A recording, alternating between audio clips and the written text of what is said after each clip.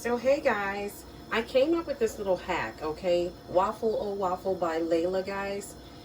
This is how I make my fried Oreo pancakes, guys. This is how I make my fried Oreo pancakes. So as you can see, we just use a standard batter that we make. And then we take Oreos and place them inside like so. And we want the whole Oreo to give that effect, guys. And then all we do is flip the pancake over like so. And then we just let it cook the rest of the way and melt down, guys.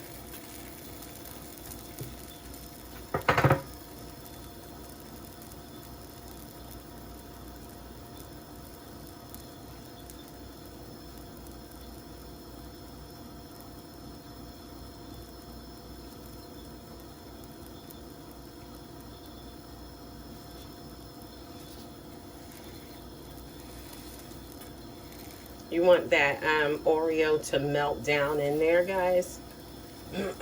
Just like you would do if you were frying it, if you were making a fried Oreo. I guess you can call this a pan-fried one, but it's our Oreo, fried Oreo pancake.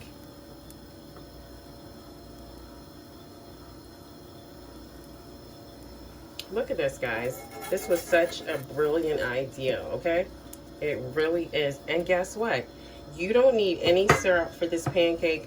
It is great for children, kids, you know, they will love it.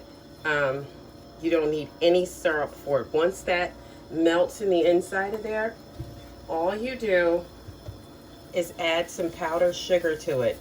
That's it, guys. Look at that. That's all you do. And then when you cut it like this, look at this. You've got a melted, oh my God, look at this deliciousness, guys. Look at this. So good. Look at that hack, guys. So I will be selling these at Waffle-O-Waffle, guys. You will be able to purchase these. This will be a pancake. And what I've been doing, guys, is actually mimicking every waffle I have and doing pancakes to match. So if you are tired of the strawberry Nutella waffle, you'll be able to get strawberry Nutella pancakes. I have a blueberry lemon cheesecake pancake. Every waffle here, we are matching pancakes, and we came up with our own recipe for pancake mix. These are authentic ideals.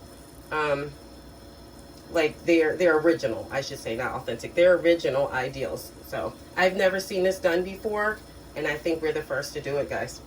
So bye.